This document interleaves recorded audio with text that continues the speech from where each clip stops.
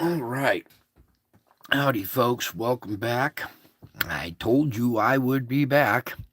And here we go with today, May 24th, 2024. Here's your activity on the sun. And as I'll let this loop play while people kind of gather and get into the chat tonight. There's no intro tonight. We're just getting right into it because I got a tight schedule and we got a lot to cover. And the intros are getting frustrating and causing me problems. So, anyways, as we're waiting for people to arrive, first of all, I'd like to thank the people that are here for taking a moment of their precious time to be here with this precious family. So, thank you guys for showing up here. We got a lot to cover tonight. And basically, what we're going to be talking about tonight is the next 2 weeks. Okay. We'll get to the report. We have that new old Sunspot 3663. Remember I was telling you a couple weeks ago, well, it'll come back around with a new number and we'll be talking about it again. Well, tonight's the night we have to talk about that region rotating around the sun's limb into our strike zone again. But meantime, as people are showing up here, let me just kind of hop in real quick. Here we are, May 24th, 2024. We got the loop playing here. Let me scoot it over just a tad bit there. All right, you can see we've had 1, 2, 3, just a bunch of big blasts there. So let's get into it and start going frame by frame here. All right, so opening frame, let me scoot you up just a bit. Okay. So opening frame 024, 524, 2024. All right. Lots of 24s in there. 3 24s. There's a 24 there, a 24 there, and a 24 there. All right. Opening frame. Let's dive in. And as we continue through this, you'll see little spits and sputters. Something was right there moving out. That's a little bright. Let me darken this just a tad bit. Hey, what you doing? There we go. Looks like it's picking it up just a little bit better because it looked a little bright. All right, so now let's catch our opening frame again. So, picking up here, we're going to continue on. We have our little spits and sputters. This little event kicking out down there. This one coming off the side. You can see something in there. Hopefully you can see that. Then we have our first blast over here with a simultaneous blast, or sympathetic, they like to call them, but it's actually two objects interacting at the same time.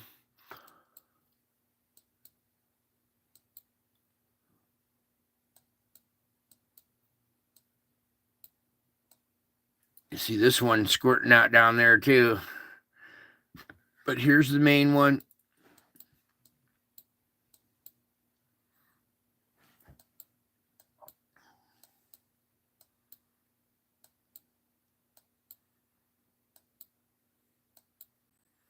Okay, so we have this first blast. Then comes the secondary blast right here. Do you see that?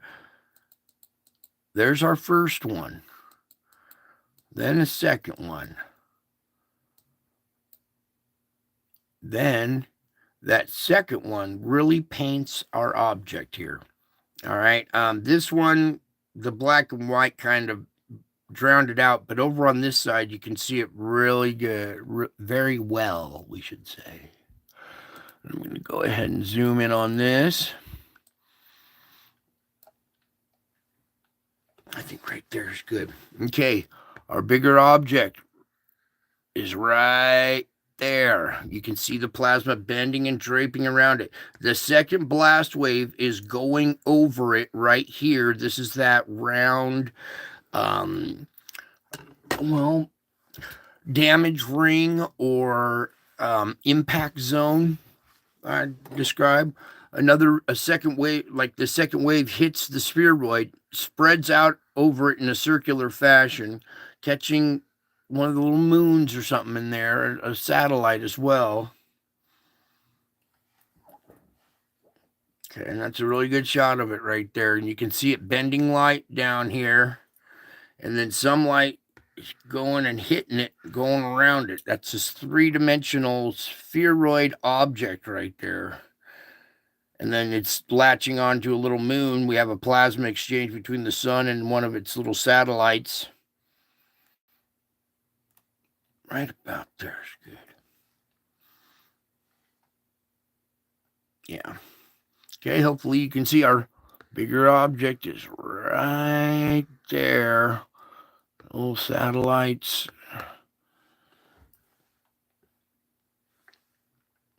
Okay, so let me back out of that now. And continue on.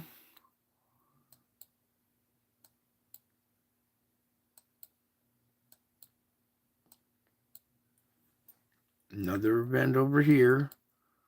You can see one of the little trailing satellites with the moons right there.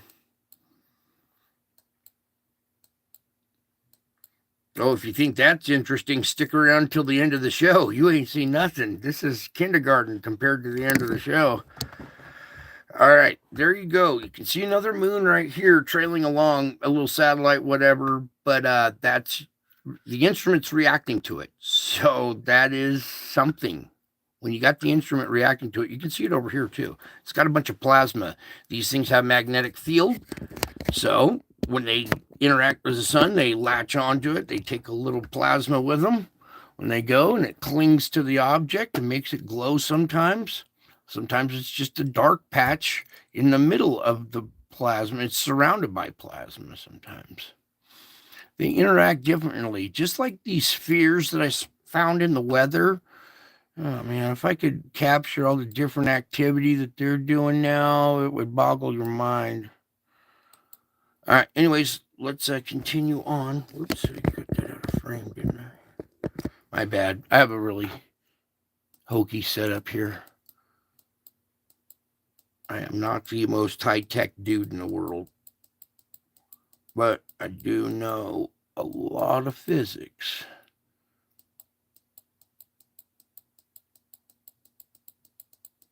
All right, so there's your loop. Let me go ahead and start that again and let you just kind of watch that region. You can see it's a big, giant sphere. So let me slow it down just a tad bit. And then what we're going to do is zoom in on it too. Hang on. Right like that.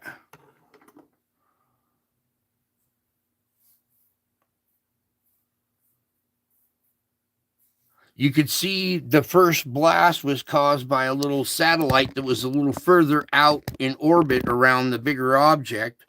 Triggered the first one.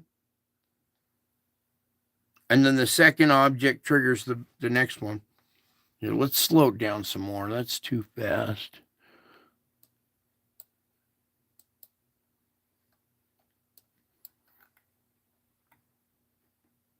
There we go. All right, let that play a couple of times real quick. Let your eyes kind of understand what you're looking at, or let your brain wrap around your brain what you're looking at there.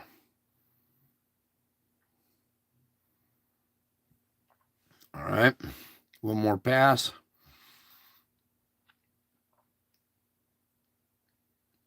And this is like the indicator that here we go again.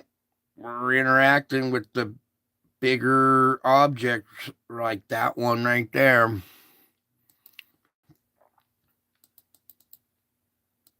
Okay, so there's your solar activity for right now. Actually, before we even go, I want to see what. Oh, nothing for stereo. Hey, dang. All right, let's just go take a peek at the future while we're here already instead of playing around. Not showing anything. All right, next. All right, here we are over at the solar ham. Let me go ahead and just get this set up a little bit better here. There we go. All right.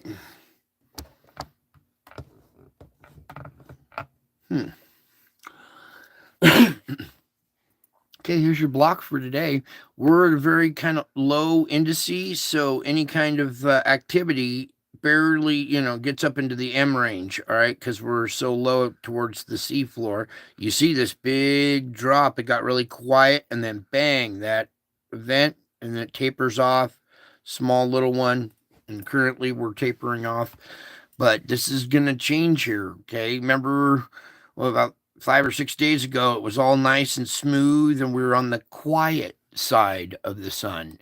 There seems to be two different sides now, a quiet side and a very active side of the sun, okay? And now this active side of the sun is rotating around into our strike zone, all right? Into Earth facing, all right? So, right now, our indices are down to 163. Take note of that because that might be the lowest we see them for a while, depending on what happens here. But our indices are nice and low. Both of them are. Area doesn't matter right now.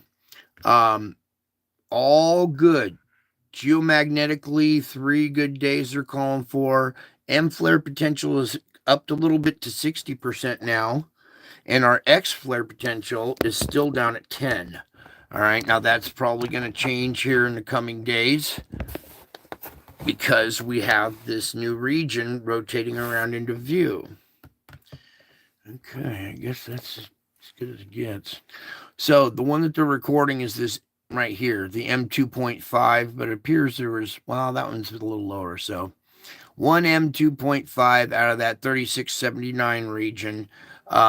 Here's 3679, the beta gamma delta. It's rotating off the eastern limb now, but we have our new region rotating onto the western limb. So say goodbye to that one, but say hello to the monster is back. Now we still got 3684 and 85 that are beta gamma, as well as these ones here, and I believe it's going to be this one right there. But as you can see, we had a KP4 right there, so we did have a little hit, but after that it was pretty small. We saw some yellowing on the thing last night, which should have been a little higher, but it was only a 3.5. So we're not taking on a bunch of energy, absorbing a bunch of energy from the sun. We had quite the dip right here. Oh, get out of there. We had quite the dip right here, almost to zero. But then we're just creeping along. That's normal kind of activity. We don't want to see a bunch of energy coming our way. But that might be what's going to happen here in the next couple of weeks.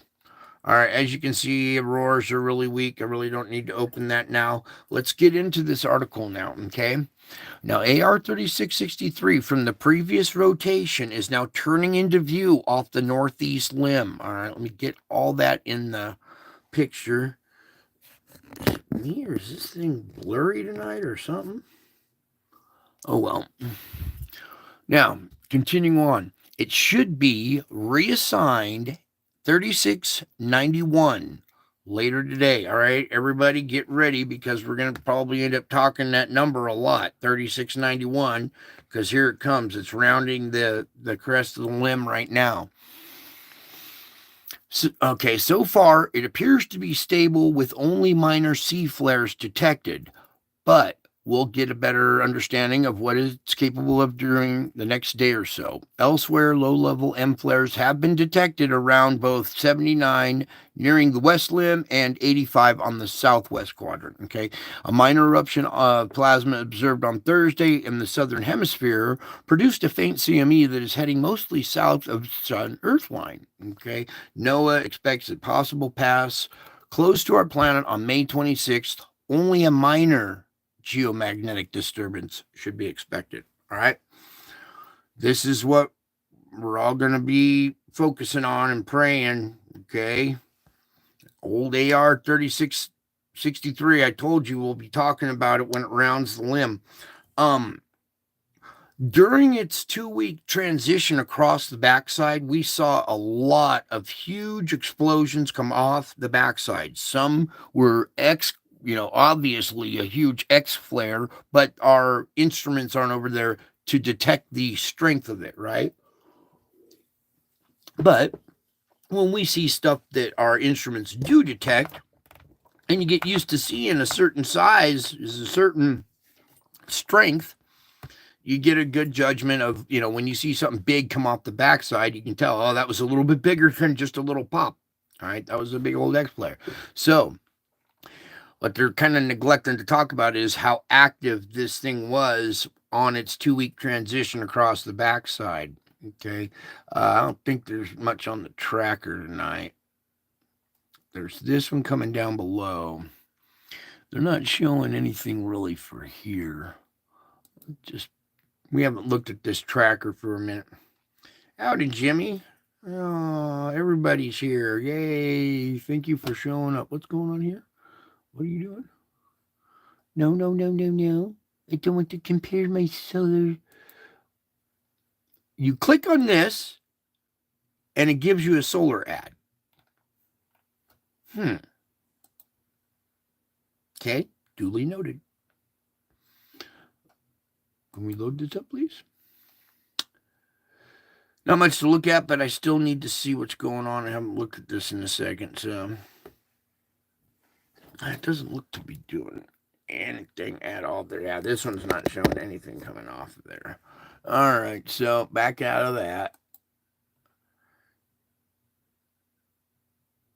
Back out of this. Oh, I'll pop this open real quick here. So there goes 79. Say goodbye to that one. That one caused us some headache a little bit. Not too much, but some. This odd looking one is still just this perfectly round eye-shaped circle type looking thing. And then here comes 3691. And let's do this.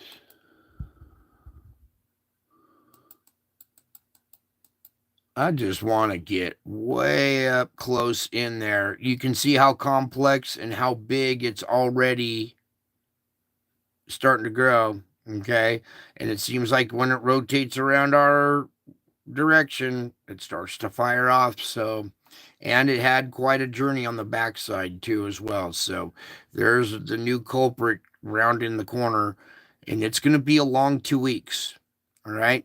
Every time this thing squeezes off anything in our direction. You saw how many times it M flared, X flared, M flared, X flared. It pumped out, what, 12 X flares? What if it does 12 X flares again? What if it does more? Okay, let's pray it does less, but here it comes again. This thing has a history. Okay, just like a character, for instance, that has a notorious history. Here comes Tyson. Okay, he's big. It's powerful. It can do a lot of damage. It's destructive. It's very important. It has all kinds of side effects as far as volcanoes, earthquakes, wild weather.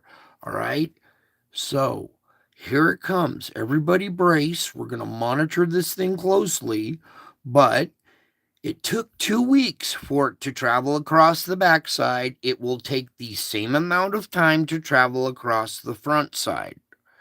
So here it comes. We're in for a rough 2 weeks. As if things haven't been rough enough, here we go again. All right, so I pray that it stays a little more stable this time, but you can already see how big and complex it is. It's a patch. It's one of those complexes again.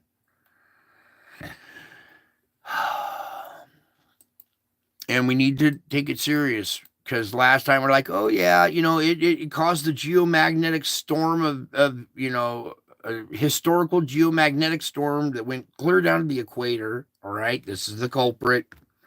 There it comes again. It could possibly do the same things again. It's been known to do it before. That's why I say these things. I'm not trying to say, oh, this time it's going to do this or do that. No, we're talking about its history.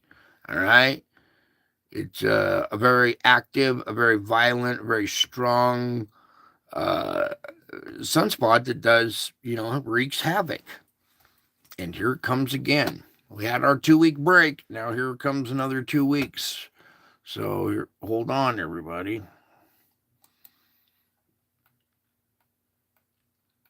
Kind of not going to downplay stuff too much. We need to start taking stuff a little more seriously. Apparently, everybody okay with death toll. You know, oh, somebody died in the tornado. Hang on, I'm going to clear these, wipe these lenses off. But we're trying to, yeah, it looks a little bit better. Trying to help people, save some people. I got a nice comment from a viewer. He said, "Thank you for your weather report. It actually alerted us and you helped save us." So, yay! Just that one. If just one person I can help, is worth it all. Okay, back to business, though. Our next 3 days still all clear, they're saying. Okay, that could change. We'll see. We got that sunspot coming into view. If it fires off, an X flare the next day, that flare could get to us in 7 minutes, 8 minutes. So, okay, we're done there. Are we done there? Where's the 20? Okay, that's the 23rd. Okay, let's get you on over here to spaceweathernews.com. You may have seen this article and stuff. We were all over wages just a minute ago. But here we go. The return of a potentially dangerous sunspot. Everybody pay attention. Take this seriously. A sunspot emerging over the sun's northeast limb appears to be old sunspot 3663 returning after a 2-week trip around the far side of the sun. In early May, this sunspot unleashed multiple X-class solar flares. 12. Multiple means 12 of them. Not one, not two, or, maybe you got 3, 12. Then back into the geomagnetics of the Earth and stuff with this map again. Get used to your region, how conductive the ground below you is, how well it conducts electricity. Remember when I was talking about plasma discharge coming up from the ground, lightning coming up and striking you from the ground? Well, there's regions where that would happen. These purple regions right here conduct electricity a lot better than these blue regions here and there and there. All right. Where's the colored chart? Oh, wait, we got to pop it open. Again, I know I wanted to map. So here's your color chart running down here, white being more intense. Okay. Blue down here. This is something that we're talking about over at wages earlier tonight. And this is something that we're going to have to kind of monitor too. When the Earth gets overcharged and we're not releasing enough energy through earthquakes and volcanoes, and we're going to start emitting we're already emitting gamma rays. Okay, like the sun, we are kind of emitting gamma rays because we're overcharged. Some of the spots where you would see that turn into a plasma form lightning bolt would be these regions that conduct electricity better. Well, it could be anywhere, but your chances are better in the darker purples, darker reds. That kind of soil conducts electricity from the ground up. Okay, this is not from the sun. The sun induces it into the ground, but this is current coming out of the ground. Okay, so it's your pressure, it's your current coming back up from down below. The sun will hit us, and then a day later, this will flare up from down below. Sometimes later. But what I wanted to get to was this. Okay, there they are showing it right there. Okay, look at how big, how complex it is. I can't wait to see the plus minus map, how many configurations it could possibly have. Remember how one it could go this way, or that one could go that way, this way. So it could have one of those complex multiple configuration complexes again.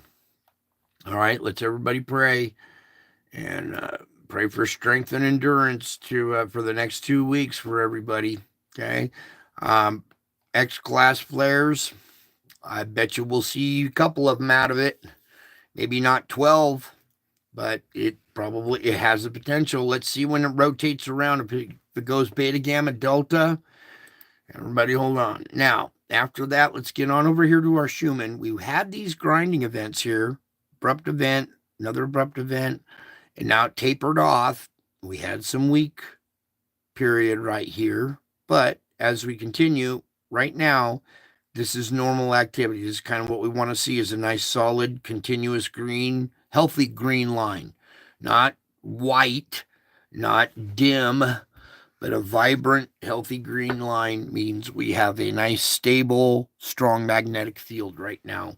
The pressure from down below caused some grinding. It got relieved, but then it built up again, got relieved, built up again, relieved, built, relieved, built, relieved, built, relieved, built, relieved. It just keeps doing it over and over. Yesterday was a roller coaster ride. After the roller coaster ride, you get off, you get a little dizzy, woo, and then you gain your balance and you keep going. Moving on. I forgot to pull up the null school. Let me just pull this up real quick. Thank you guys for hanging in there. Let's get through this. Boom. Upper jet stream. What's going on here? Take that down.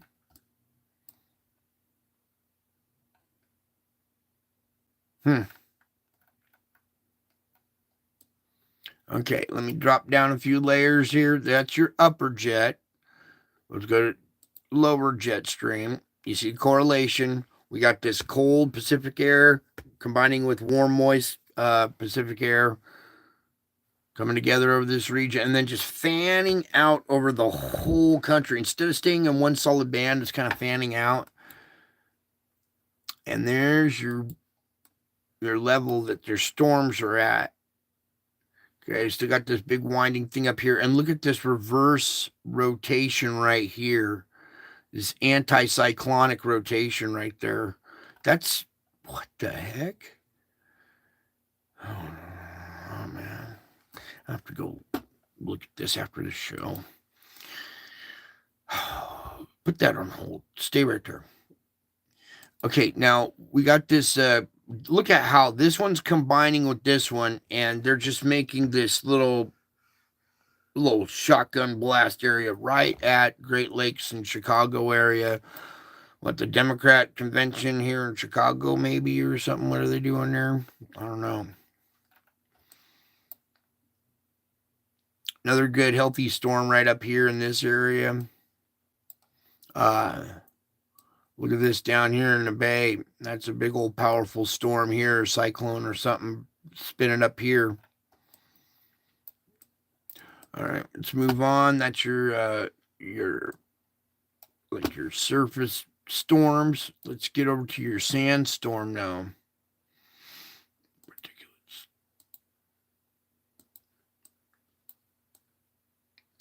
Voila, big old sandstorm still dumping sand across the Atlantic Ocean, depositing it on South America.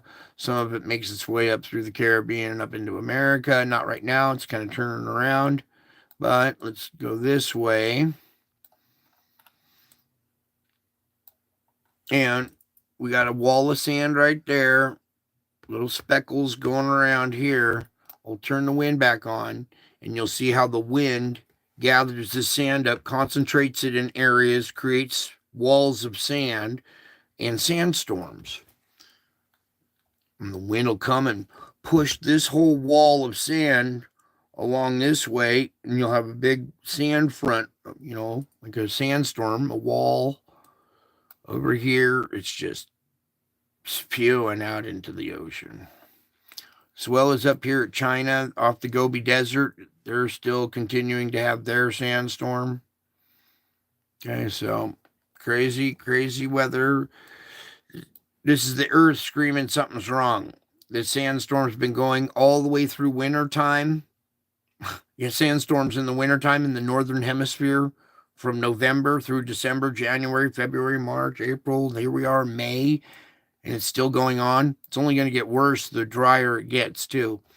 These interactions with this, these other magnetic fields create static electricity in the sand. Sand is made of silica. Silica can hold an electric charge. When it holds an electric charge, it's like a static effect. It's not necessarily lighter than air, but it becomes lighter than normal and is easily airborne or aerosolized. And then it just gets caught up. Any little gust of wind, pick it up. It gets higher up in the elevation and just keeps traveling across. And now we have sandstorms all year round. Here, let's do this real quick. Here's a fun one. Oh, wait. Let's put it over. Come back here. Let's put it off to the side so you can see it in the box. We're going to look at this through the little gray box. Or once it gets grayed out there, I'm going to pull up the calendar. You see our set area. Let's go back 1 year, shall we? A whole year. It was still going back then. Come here. What are you doing? It wasn't as intense, but it was starting to kick up back then. Go back another year.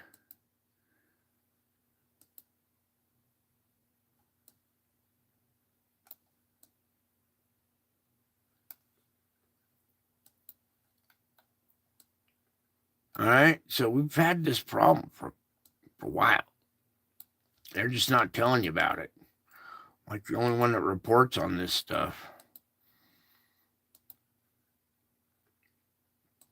Actually, it looks a lot less than it did 2 years ago. Huh. It looked a little diminished there, which is good. I'll take that any day. All right, let's move on here. I want to get to our, the SO4, or the SO2, sorry. Take off the wind. Bring around America. All right, here we are. The country divided, bleeding out on one side, pockmarked over on the other side. And you can see our flooding in this region here has blocked up the, the pores in the skin of the earth, and the gas can't escape. So flooding in that region, you can see up in here.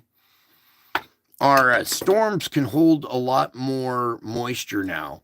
Our regular thunderstorms, say, would dump, let's just use a number as a not a true number, but just as a reference. Say our average storm dumped 100,000 gallons 10 years ago. Your average storm now, instead of 100,000 gallons, is more like 1 million gallons. It's tenfold to even more. So every time we get more of this gas coming out, that adds to the particulates in the air as well, causing more stuff for water to droplets to adhere to. This is also a sign of pressure underneath.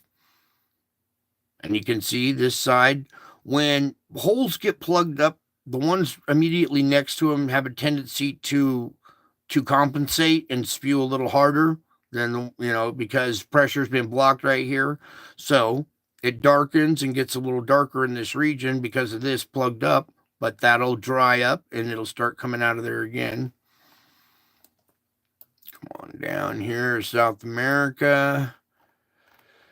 Our fulcrum point, pretty defined. The other 2, 3, 4, even this one now is all there. So a little bit of pressure still in that region. It's venting it, though. All this gas, see, it's kind of like a two-edged sword. It's an indicator of pressure, but it's relieving that pressure at the same time. Okay, so it's there's 2 ways that this kind of works. It has both effects. All right, now let's come on over here real quick. Adjust for their daytime. All right, their area is still pretty intense. They got some intense spots there and there. Let's come on down to Java. It's nice and dark right now. It was just these two little ones at the pinnacle right here at the peninsula, but the rest of the island seems to be darkening up. That means more gas is coming out of that region because of the pressure down below. It's also, as it comes out, relieving that pressure as well. It's a relief valve. Okay, so when pressure builds up, this is where it comes squirting out. You see the intensity of the gas coming out of that region, and then that intensity indicates the pressure that's pushing it out. Pretty easy stuff, but most people reject it. They don't understand it. Okay, moving on. There's your SO2. I want to get over to the ocean now. Everybody, take a deep breath. Okay.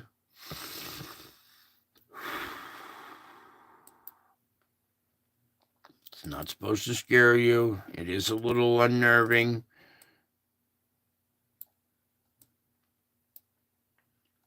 But we need to monitor this spot. This spot as well. Okay, let's make sure we're on the correct day, because last time they changed the day on this calendar, May 19th. No, we are 24th.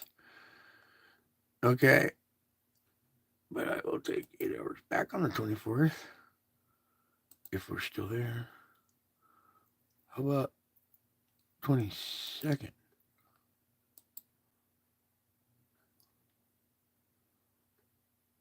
All right. How about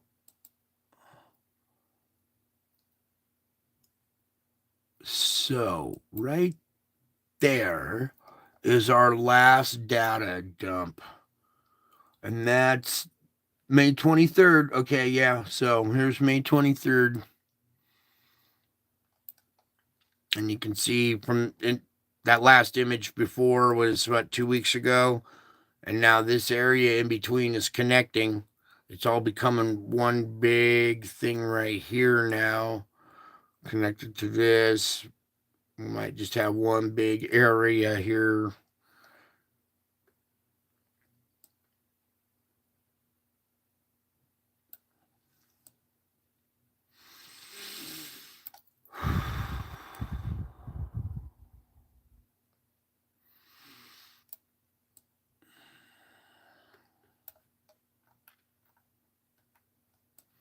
You folks understand where we're at, right? This is the coast of Norway and Sweden, okay, Iceland.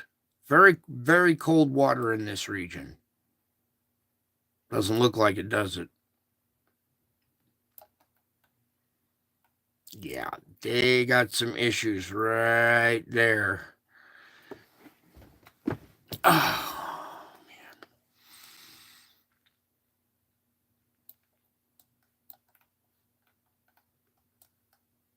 Okay. Another area of concern. Okay, a lot of hot water going on there. This is almost about to turn white right in there. We also have all these little spots down here in the southern hemisphere. This little feature right here, hot, cold, hot, cold, hot, cold, hot, cold, with the currents running through it was quite interesting. Here, let's just do it real quick. Kind of fascinating how the temperature differences cause vortexes, right? But these vortexes will single out hot water and shove cold water to a different vortex. And look how it goes from a hot vortex to a cold vortex to a hot vortex to a cold, hot, cold, hot, cold, hot, cold, hot, cold. It's just back and forth. It doesn't go from cold. Well, here it goes from cold to cold, but then cold to hot to cold to hot to cold to hot to cold to hot to cold to hot to cold to hot. It's just amazing. All right. Those not natural. Let's come on over here. I want to show you something. That's your natural water flow. And now look how this hot cold current has actually caused the separation boundary area now. That is something. I've never seen it affect it like that. Usually it's like this.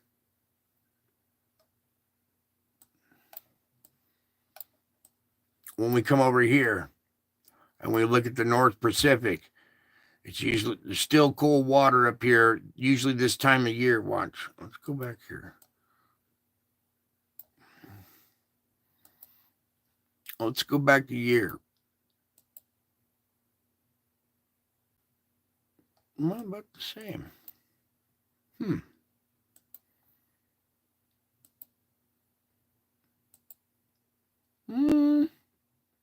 little different.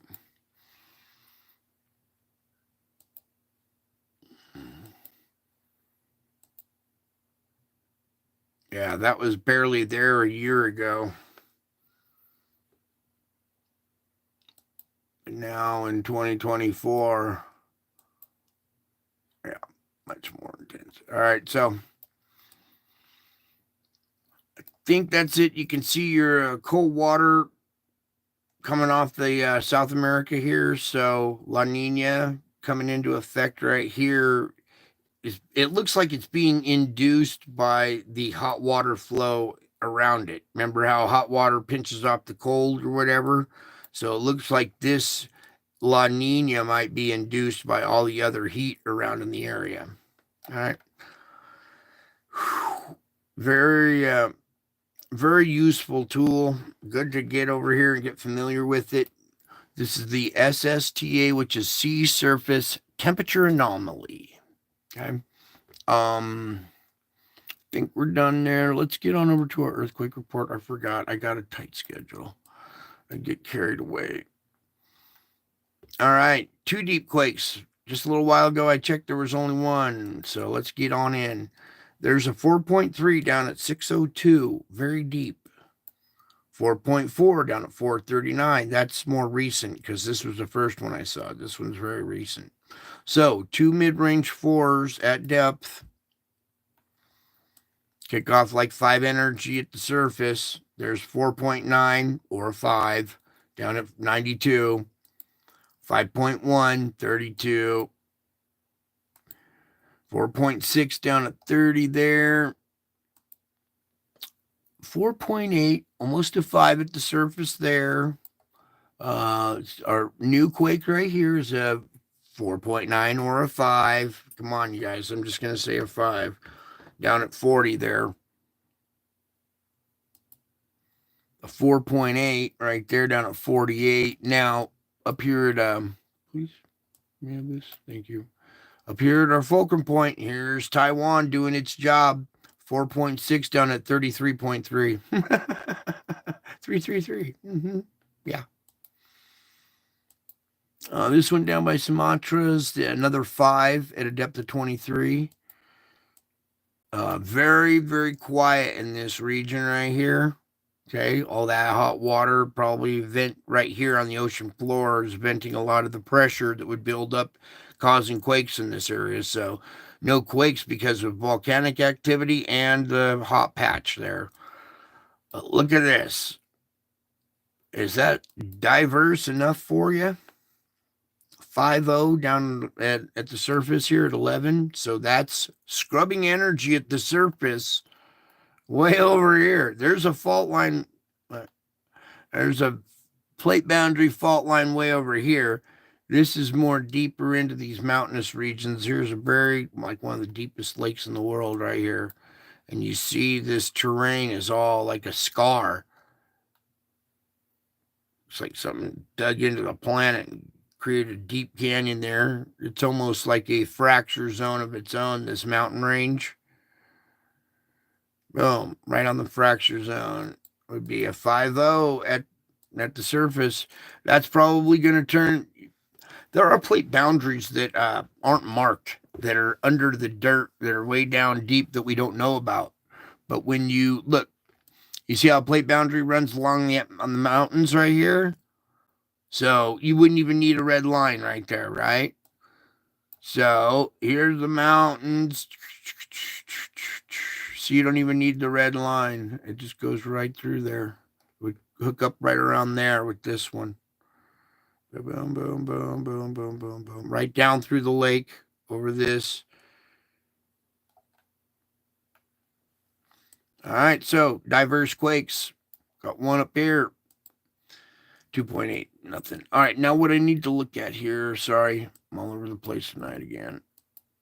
4.4 at a depth of 10, that's relieving pressure at the surface. Can I get something deeper? 3.5 at 35. Before I get into America here, let's just finish off this side real quick. Very, very important. All right, diverse quake down here. 4.7 scrubbing energy at the surface there. Now, here in Italy, everybody brace for Italy, because what's going on over there is for real. Here we have another 4.0 down at 10. That place has been having a lot of activity lately, and there's a lot of pressure there in that region. So there's a little indicator. Now this should be energy scrubbing off the surface, our 5 energy at the surface. Deep mid-range 4s, scrubbing 5 at the surface. Bing, bing, bing, bing, bing, all the way around. All right, and we're seeing energy being scrubbed here at Italy. Hopefully we need to see way more than that to get that energy diluted and the pressure down in that region. Now, into the U.S., because I got to do all magnitude here.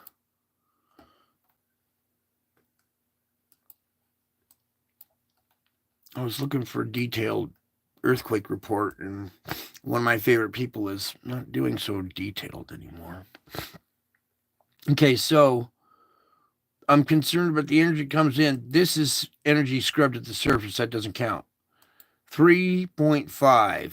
A little bit of micro quaking in this area. The only thing I see that really makes it over is this.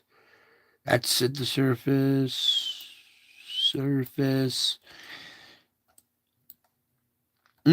Right here. 2.0. 2.1. All right. Doesn't look like much energy made it over the hump here. What did kind of scrubbed away, got smaller at the surface right here. Bing, bing. So it would be 3.5 or less, but it looks like it got scrubbed off, especially, you see these two smaller ones tapering off in energy, and then here, this isn't on the boundary. This is on the weak spot on the shoreline. So that's a like a good strike right there. It's almost better than a plate boundary strike. It's at 1.1 in depth. It's right on the beach. That's the energy right there. That would have been your 3.5, but it got scrubbed a little bit up there and then came in, ding, right there. Out here, just some smaller stuff.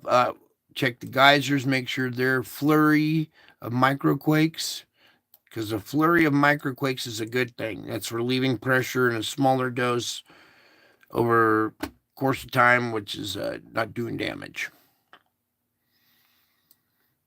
Let's check this other one. Oh, Central Valley, huh? Whatever. Oh, that's foothills. Come here, you. What's this? Mirror post had 2.8 down 13. What's on the other side here? 1.2. Watching this area here at Mammoth Lakes, it kind of, every time we have pressure, it's been kind of coming to life down here. I recorded a heat plume coming off this area, creating convection, creating a very violent thunderhead when there was no other thunderstorms around. It was just positioned over this mountain. It did not move or change direction. It just positioned over this mountain. So Everybody in this California, Nevada, that includes me in my region, be aware that this caldera is a very dangerous one, and it's coming to life a little bit. We're seeing activity here, 1.2. It's not much, but again, I saw the heat plume, recorded that. No question about that. Kind of done arguing with everybody what could possibly be and what's going on. It's blatantly obvious. It's all these put this doubt in your mind, reasonable doubt, right? Oh, maybe it can't be that. It could be this or that, and puts that reasonable doubt in your mind. All microquaking in there. We know it from here in Utah, 2.7. We were seeing activity around the lake here, but that seems to have petered off. I'm looking for topographical stuff. All right, remember we had some quaking going around the Puget Sound. That's gone quiet. Just a little micro quaking in this region right here. It's important we kind of just look around and take note of where these microquaking events happen, because they're weak spots. They're like a pinhole in the cushion. There's your 5 at depth or at the surface right there, scrubbing energy. 4.1, a little deeper. But that's kind of it. So, 5 energy, we had our mid-range 4s. We've seen 5 plate boundaries at fulcrum points. We're seeing our microquaking going off and, weak spots doing well. We're also seeing, our hot spots or our pressure release points, our valves, release valves behaving properly. That's a 4.6. That doesn't do too much damage. It relieves pressure without doing too much damage and killing people. This is the way we would prefer to see it, but sometimes it doesn't happen that way. Right now, we have good news to report. Mid-range 4s and 5s, scrubbing energy and pressure from down below. All right, now, volcano. Please, Lord, I forgot to pray before the volcano page. Please have it work tonight. All right, take a sip of my soda while we're waiting here. Now, also, pressure down below is being vented a lot more through volcanoes as well. So, volcano activity is our indicator as well.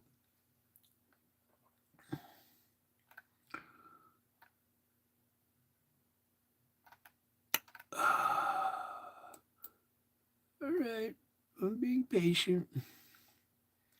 No, did not click on an ad. I want the volcano report. Come on. There we go. You can do it. You can do it. All right, well, here we go. Kettle, please. So, Popo, Semeru, Ducono, Sangay, White Island, Nevada del Ruiz, Sabancaya, some of our regular players. Semeru, 15,000, pumping at maximum. Ducono, 10,000. That's a pretty good blast out of that. White Island, New Zealand. Add a new one to the list. Low-level eruption. Yeah, low-level eruption. Okay, so White Island, add that one. Popocatépetl, 20,000 feet. That's pretty high, 20,000. Here's Nevada del Ruiz with its semi-active 22,000 foot blast. 22 and 20 is 44. Sangay is 20,000. That'll make it 64. I'm just doing that kind of. Add another 24. It'll be 88,000 feet worth of pressure. Is what I'm trying to say, is these totals, total all these up, and think about that total amount of pressure. And that's just so far going into the 25th. Now, here we are at the 24th. No, we're not. Now we're at the 24th, I think. So, Reykjanes, still 200 earthquakes. What happened to this report? This is not what I asked for. I think our site is acting up a little bit. Or maybe it's the nut behind the mouse. Volcanoes today. What happened with just pulling up today's? There it goes. I think. Yeah, here we go. So, 24th. Semaru again, 15,000. Dacono, 10,000, please. This is all still the same.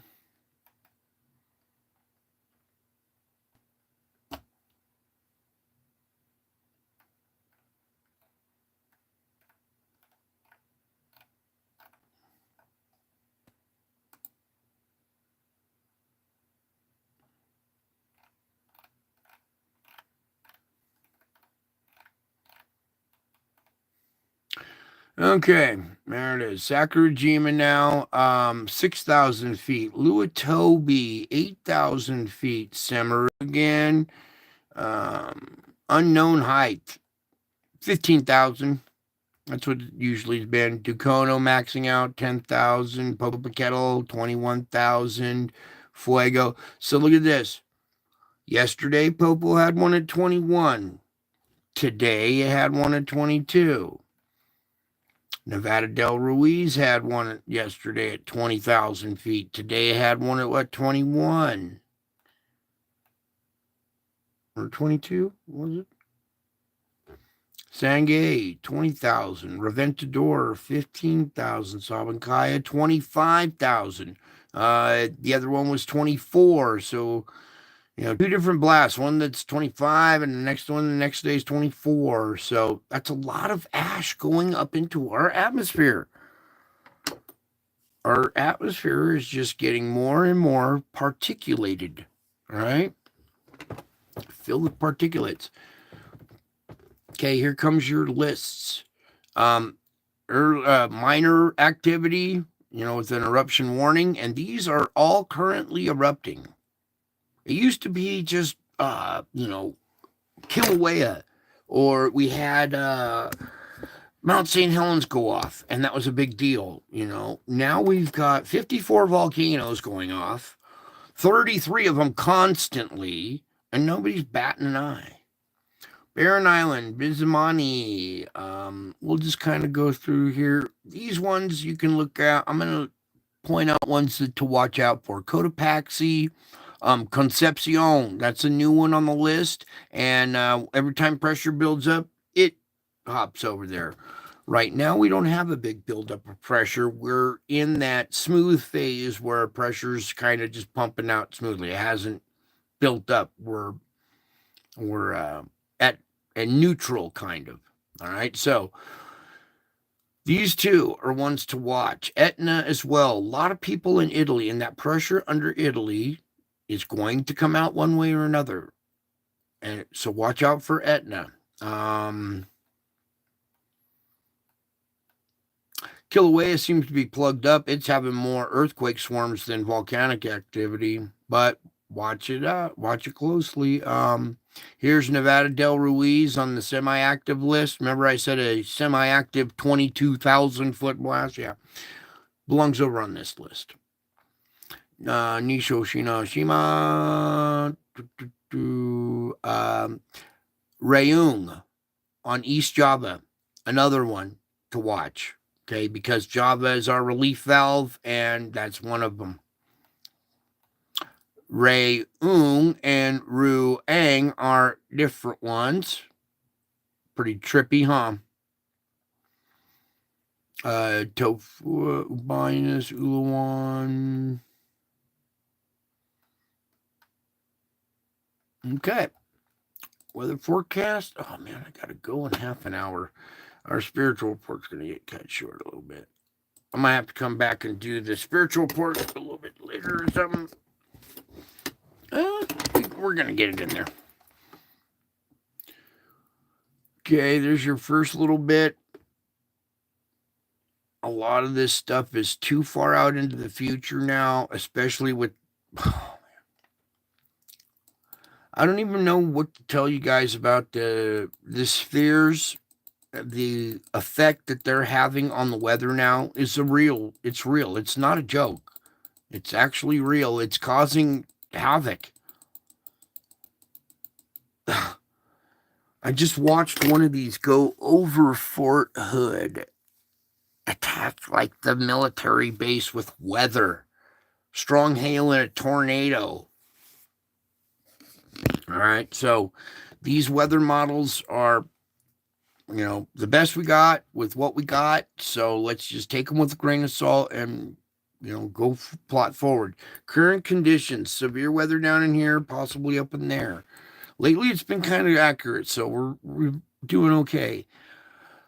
Ready? Morning of the 25th. Just a small little bit right here, but noon, convection, nighttime.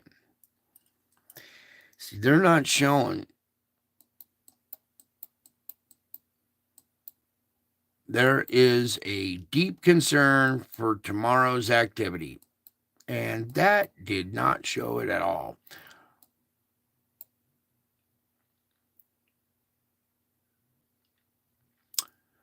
Huh.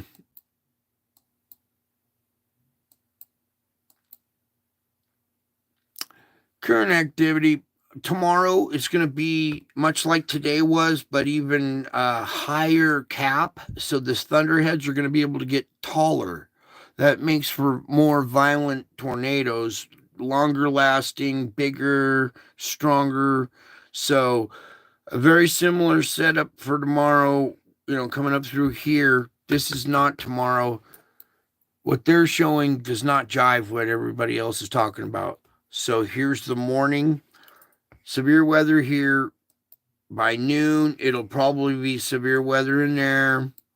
There's convection, so that whole green area might be severe weather.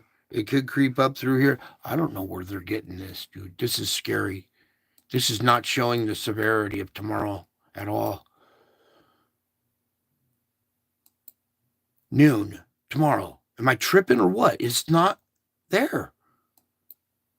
Convection on it at nighttime, a little bit popping up here and there, but that's not the case. Tomorrow's going to be a very violent thunderstorm day. Everybody don't believe this map. That's why I'm a little disturbed here. So let's just keep going. Morning of the 26th, noon, convection, nighttime.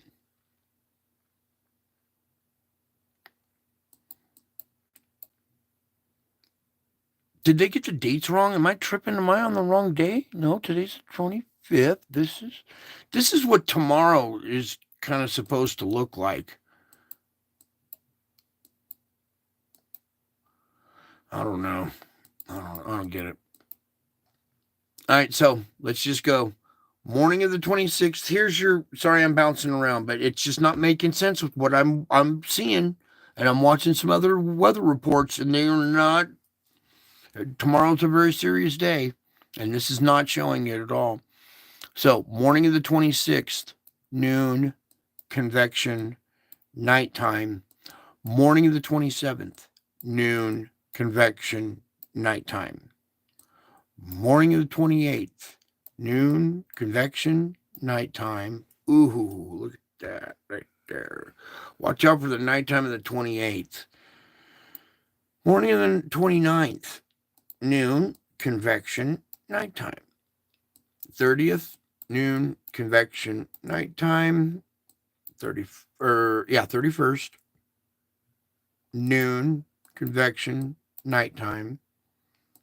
June 1st, noon, convection, nighttime. 2nd, noon, convection, nighttime. All right, that stuff is getting pretty far out there. This would be the convection of the 3rd right there. Nighttime of the 3rd, 4th, noon, convection, nighttime. 5th, noon, convection, nighttime. 6th, noon. 7, noon, convection, nighttime. 8, nighttime. 9, convection, nighttime. Nope, that's it. So I don't like the looks of that at all, because that is not really indicating what we're... I think they might have their numbers mixed up or something. But we'll see. Everybody tomorrow, be heads up in this region. Tomorrow is going to be a very violent day, and a lot of the forecasters agree. I'm talking everybody is high hatch risk in this area. I'll have to go find some other models here, and I'll come back later with more of that for you guys. So there's your science, your astrophysics, geophysics, terraphysics, weather report, and stuff. I'm gonna do a quick little spiritual one. Then I have to go. My day is not over. I won't be done until about 4 or 5 this morning. What are we gonna do, Lord? Let's get rid of some of these. That can go. That can go. Whoops.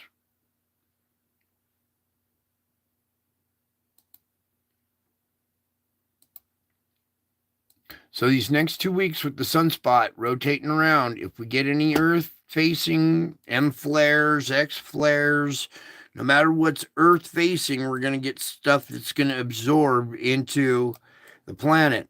The planet will grow pressure down below. It'll grind. It'll send pressure from down below upward, and we'll probably continue to see this activity just increase. All right, so let's pull open. Where are we going with this? Get that one going. Oh, I want to do. I just don't have enough hours in the day, you guys. I have so much to show you, and I have so little time. I got all this life going on, which I'm thankful for. I'm thankful I have a full life and lots going on in my life. Definitely not boring. When you got stuff like this following you everywhere you go all day long. Today was like one of those days. There was just so many in the sky. It's hard to like focus on your daily life and just going about errands and daily activity when you look up and there's, not just this, but you can see, stuff like this in the sky watching you. I go into the store and I come out and this little guy's looking at me. I'm like, yeah, I see you. And then there'll be the big old wolf over blowing up a thunderstorm down the valley, showing you who's in charge of the weather, the big bad wolf. I'm going to huff and puff and blow down your house. You got big old faces like that one, kind of chilling around in the sky everywhere we go. I got the Grinch turning into a dragon, all kinds of crazy stuff following me around in the sky. Where was that one little weird smiley face dude? You know what? We don't have all that much time for this. Do you see that lion face right there? A lot of this activity. Big old lion faces today all over where I was going. Think maybe that's a better one right there. Yeah, I think you can see a little bit better than that one right there. Almost kind of part human, too. See that? Almost kind of like a lion human face. Weird type creature there. Oh, well, I was going to say, maybe it would have that effect on this picture, but I'll have to find a way to run this one through a filter and darken it up some more. What? 2 eyes, nose, mouth, lion head right there.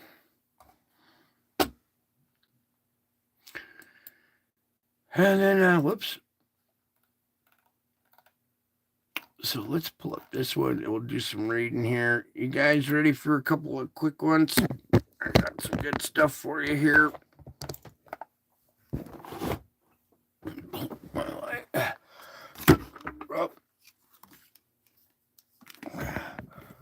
Yeah, I would pull up some more images. We'll come back. Maybe one of these days I'm just going to do a spiritual show. All right. We'll skip the geophysics and astrophysics and stuff, and we'll spend more time on what happened to me, all the documentation and notes and stuff that I did along this process, because it was really happening to me and other people wouldn't believe me. So the only option I had was to document it. I mean, otherwise it just makes, I just sound crazy, right? No, I'm seeing real faces in the clouds. No, really, real angels are showing up. No, really, I'm serious. So when they don't believe you and you provide some kind of evidence, all of a sudden now they're like, oh, well, what do we do about it? Well, I guess you don't know what to do about it. I'll go seek help elsewhere. But now I found the help. It's right there. Should help you too. Should help you to know that happened on Easter. It didn't happen on a Saturday afternoon, on a Wednesday morning. No, it happened on Easter. And there was an event the day before that gave a clue as to come back here tomorrow. I captured that dragon in the sky at that same point the day before. It was an indication, hey, tomorrow's Easter, you're catching the dragon here. I bet you're going to catch something tomorrow in that same spot. So I went back, and lo and behold. And it's for a reason. That stuff follows me everywhere I go. Well, because of who I am.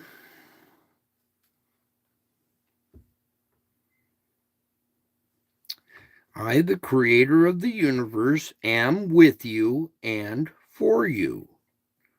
What more could you need? When you feel some lack, it's because you are not connecting with me at a deep level. Do you hear me? When you feel some kind of lack in your life, it's because you're not connecting with me at a deep level. I offer abundant life. Your part is to trust me, refusing to worry about anything. It is not so much adverse events that make you anxious as it is your thoughts about those events. Do you hear me?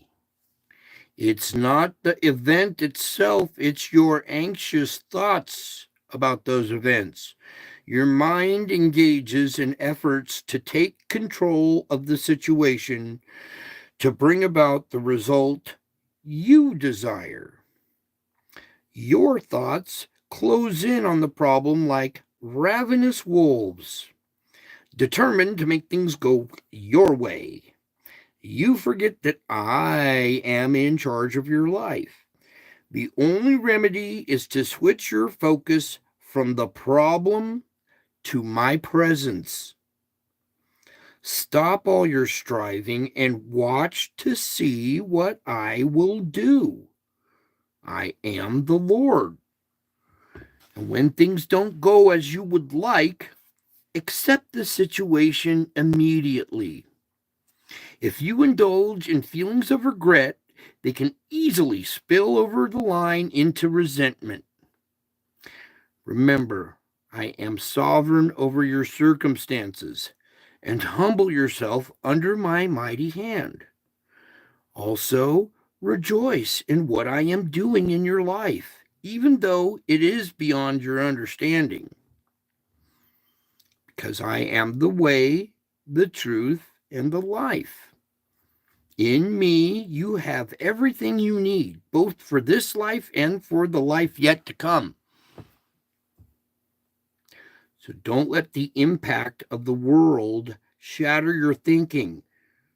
I repeat, don't let the impact of the world shatter your thinking. Don't let adverse events give you anxious thoughts. Don't let your mind engage in those efforts to take control of the situation. I am in charge. I am the way. All right? Now, don't let these impacts of the world shatter your thinking. Don't let it shatter your thinking or draw you away from focusing on me. Because that's so much distraction going on that it'll keep you distracted from focusing on me. The ultimate challenge is to keep fixing your eyes on me, no matter what is going on around you. Sound like a challenge, huh? How many of you are up for that challenge? Of no matter what is going on around you, keeping your eyes fixed on me. It's the ultimate challenge. It's hard to do. So accept that challenge, because when you do, your life's a lot easier. You're going to need it soon. So, your ultimate challenge is to keep your eyes fixed on me no matter what's going on. I am central in your thinking. No, when I am central in your thinking, you are able to view circumstances now from my perspective. When you see that it's just part of the script, you see it from my perspective, all of a sudden you realize that your part is, you're a real life actor in this movie. You're having spiritual achievements along the way. You know what your part in this is now. And when you know who you are, what part you play in this, how life is this test of character, each day is like the pop quiz, right? You come in, you're thinking, oh, class is going to be easy today. Teacher goes, pop quiz. I want to know what this and that. You're like, oh, ooh. You have to approach each day like it's like a test, okay? It's a trial. And approach each day with desire to find me. So before you get out of bed, I have already been working to prepare the path that will get you through, okay? So before you get out of bed, there are hidden treasures strategically placed along the way already. Some of the treasures are trials. What? Yeah. Those are the treasures, are the trials, the tests. And when you see how it strengthens you, and when we're in heaven, look into the future, we're in heaven and we're saying, ooh, what did you do? What were your achievements that you made it to this prestigious place of heaven?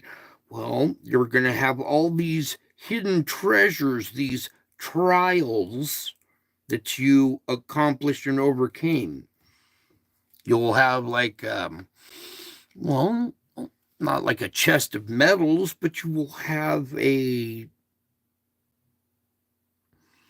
portfolio of spiritual achievements that will bring you peace, courage, strength, fortitude. It's so beautiful how it works. So approach each day with desire to find me. And that's just find me in the test of the day. Find me in the smile of a person, or just any way it takes. Find me. And before you get out of bed, remember, I've already prepared your path with hidden treasures, your trials designed to shake you free from earth's shackles. Okay? These treasures are trials. They're designed to shake you free from these earthly shackles. Others are blessings that may reveal my presence. Others are blessings that may reveal my presence.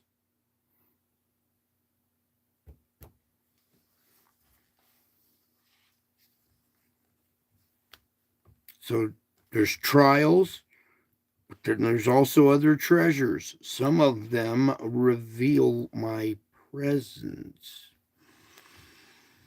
What else did I want for you guys here? You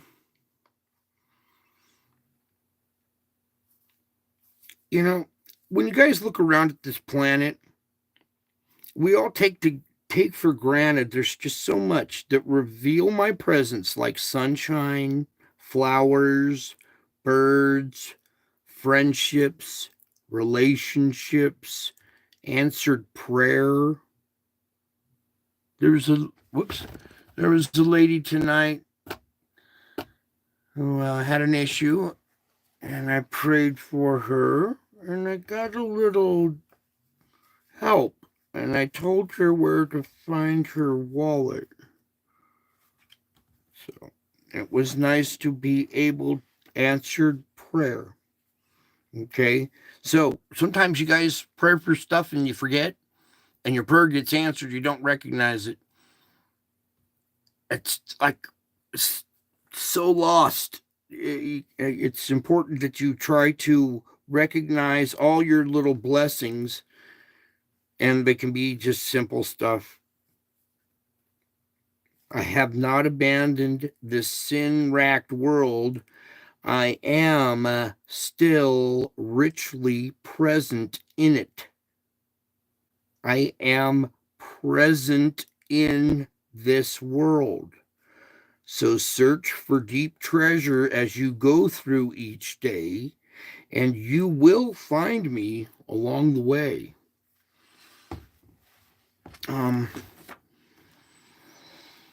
Okay, everybody, take a deep breath.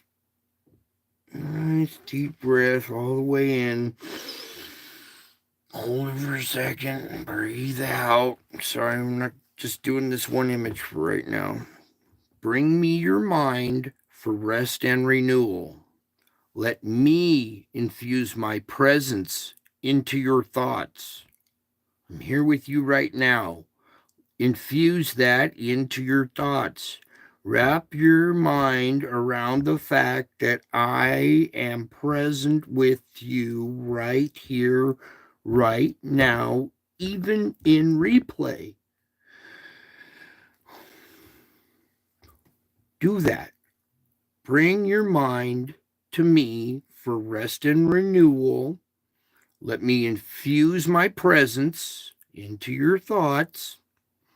Now, as your mind stops racing, your body relaxes and you regain awareness of me. This awareness is vital to your spiritual well being. It is your lifeline, spiritually speaking. There are actually more than 4 dimensions in this world where you live. In addition to the 3 dimensions of space, the one of time, there is the dimension of openness to my presence.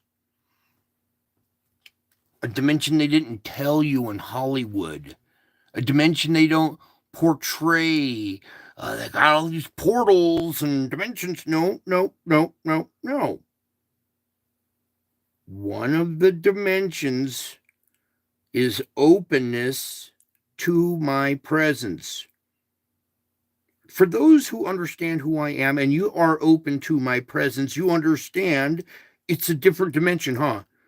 It's not like it was before. Your life is not like it was before. Once you are open to my presence, you are in kind of a different dimension, aren't you? You feel kind of weird. You're like, whoa, the rest of the world looks just totally weird now compared to what it did before I was at this channel. That dimension, that weird feeling that you see the world from my perspective now. That is a dimension of its own called openness to my presence. This dimension is the one that transcends the others, giving you glimpses of heaven while you still reside on earth. Are you getting glimpses of heaven while you still reside on earth right now? Only I could do that.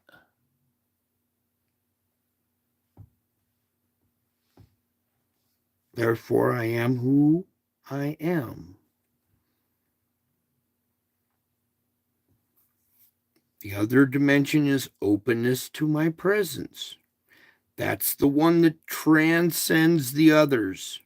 It transcends all those other dimensions, pulls them all together into the openness to my presence, the final dimension. This is the dimension that transcends others. It's giving you glimpses of heaven while you still reside on earth, isn't it? This was part of my original design for mankind.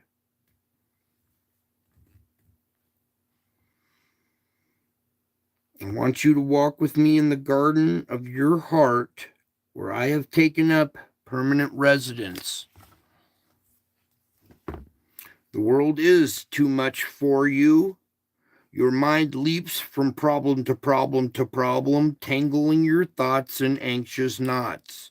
Now, when you think like that, you leave me out of your world view, and your mind becomes darkened. Your mind becomes darkened. I bring light in that darkness. I bring light in the darkness, that darkness of your mind. When you think like that, you leave me out of your worldview and your mind becomes darkened. Though I yearn to help you, I will not violate your freedom. I stand silently in the background of your mind, waiting for you to remember that I am with you. Just standing there waiting for you to remember that I am with you. When are you going to recognize you need help? I'm there with you in the back of your mind. I'm the one that brings the light out of the darkness in your mind. I stand silently in the background, waiting for you to just remember or to accept, to recall, just to know that I am with you. So when you turn from your problems to my presence, your load is immediately lighter. That whole backpack full of rocks just flew onto the floor when you turn your problems to my presence. Give them to me. I know exactly what to do with them. I mount them on a wall in a frame and I go, look at this. Look at this achievement that you overcame. When you turn from your problems to my presence, your load is immediately lighter, isn't it? Circumstances may not have changed, but we carry your burdens together. Right? I carry your burdens, you carry them, we carry them together. Your compulsion to fix everything, it gives way to this deep, satisfying connection with me.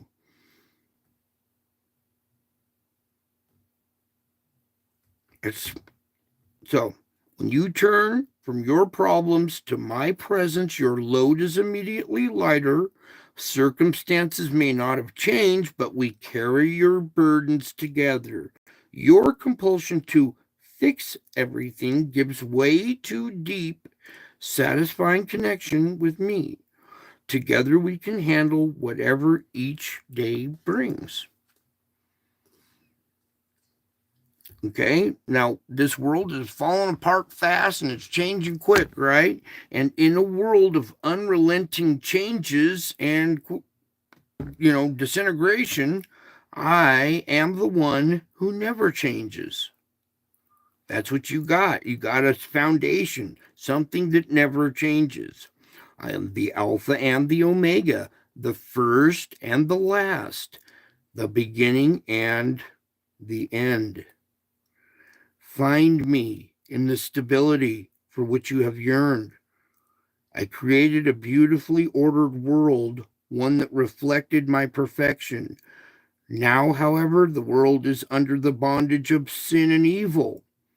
Every person on the planet faces gaping jaws of uncertainty. The only antidote, there's only one antidote, and the only antidote to this poisonous threat is drawing closer to me, because in my presence you can face uncertainty with perfect peace, with peace. Okay, because we're striving for perfection. It's always progress. Okay, in my presence you can face uncertainty with the progress that you're making in finding peace. Some of you are finding that perfect peace now. Very, very hard to do. Simple concept, just very hard to do. Time frame. Okay. All right. One last one here for my very loyal people that stick it out this long. Very loyal. Way to go. That speaks volumes in my book. When you seek my face at the beginning of your day, this practice enables you to put me on like a almost like a suit of armor. All right, I'm a knight. So when you seek my face, that practice enables you to put me on, to wear me like a suit of armor. You are a knight.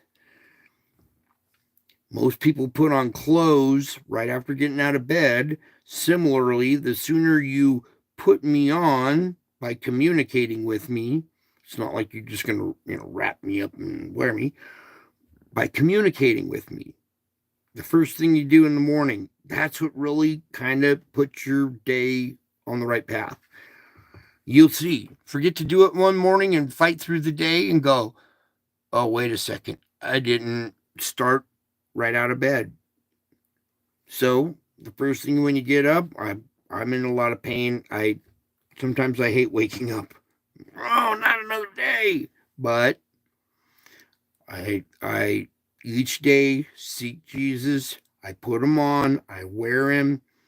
I rise from bed. I put him on. I communicate. Say how thankful I am for another day. The pain reminds me I'm still alive. Okay? And the sooner you put me on by communicating with me, the better prepared you are for whatever comes your way. Now, to quote, wear me is essentially to have my mind, to think my thoughts, to think the way I do. All right. So communicate with me, think my thoughts, try to put my mindset on for your journey through the day. When you're going out there, try to look from my perspective now. You know how the world is. It's different now. So you got to wear me. You got to put me on each day when you go outside. And it's essential to have my mind, to think my thoughts. When you do, your day goes a lot smoother. Ask the Holy Spirit, which is inside you. That's your consciousness. That's your. I'm sorry, I keep bumping the mouse there. That's your. Are you conscious? Are you aware that you're in a skin suit? All right. Your consciousness is the Holy Spirit. You aren't in a rock. You're not in a tree. You're not a dog. You're unique who you are. You're not that guy or that gal. You're unique one. So that's your Holy Spirit. Ask the Holy Spirit, ask your mind, ask your brain, tell yourself, the Holy Spirit, to control your thinking, to be transformed with this renewal of the mind, the renewal within you. So get out of bed. Rough day. Lord, thank you for this day anyways. I'm gonna wear you, and we're in the salvage industry. We're in the salvage business. I know it's gonna be a bumpy day, so as soon as something happens, I ask the Holy Spirit to control my thinking. I let it control my thinking. Instead of thinking negatively, we focus on on that for a minute until the negative thinking goes away. Your negative thinking goes away. You have been transformed with the renewal of the mind. The renewal of the mind then transforms the renewal within you, the renewal of your heart. So each day you're wearing me, being transformed and renewed with your mind and your heart each day of battle that we go out. You are in spiritual warfare whether you like it or not. You are in it. And everybody thinks it's fighting ghosts, ghostbusters. Nope, not spirits, not ghosts, none of that. It's your spiritual inside of you. How are you feeling today? How are you doing today? Where is your mind? On what? Are you thinking positive things? Are you reaching? Are you helping? Or are you just sitting there on a pity pot going, oh, poor me? Now, it's essential to wear me. It's essential to be transformed of the mind and of the heart. When you are well equipped to face whatever people and situations I bring your way. I'm bringing all this stuff your way anyways. You're going to have to deal with it anyways. You might as well suit up, practice this, put me on, wear me, ask the Holy Spirit to control your thinking, be transformed, be well equipped to face whatever I bring your way. Now, you're clothing your mind when you do this. Clothing your mind in me is your best preparation for the day. Don't you agree? If you clothed your mind in Joe Biden's headlines, he fumbled now and he accidentally pressed a button and killed the entire planet. Oops, you're clothing your mind in that. Don't clothe your mind in me. You will be well equipped to face the people and situations during your day. When you put me on, you transform your mind. It's the best preparation for each day. And that discipline, when you can discipline yourself and do that, that brings joy and peace. It brings joy and peace to you, and it brings joy and peace to those around you. You're to be that light and reflect me to the people around you. Putting me on and transforming your mind and heart is the best preparation for each day. If you don't, you're just going to be kicking your own butt. Kicking your own butt. It's not the world kicking your butt, it's you kicking your own butt. Spiritual warfare is very hard. Very, very hard. And most hardened soldiers, combat veterans cannot do this. It's easy to follow orders and pull trigger. When we're talking about your own demons in your own head, whoa, we're in the territory everybody fears to tread. Fears to tread. You shouldn't fear yourself. You need to learn more about yourself. Work on yourself so you can be happy with yourself. That's your spirituality. When you find that I'm in there, you will find your happiness. Okay? These tools that I'm teaching you actually work. If you apply them, if you want it that bad, you can't just sit here and listen to me. You have to go practice these skills, and you will find the happiness peace that you seek, even in the middle of all this craziness. I mean, look at this world. Everything is backward, upside down, and inside out. And at this very moment, you are looking at me, listening to me, and at peace, See? It is possible. You know why it's possible? Because I love you. I love you all. I miss you all. God bless you all. And until my next show, I will be back. I am already back. Breaking headlines. I'm already back. And I'm soon to come, too. I love you all. Bye.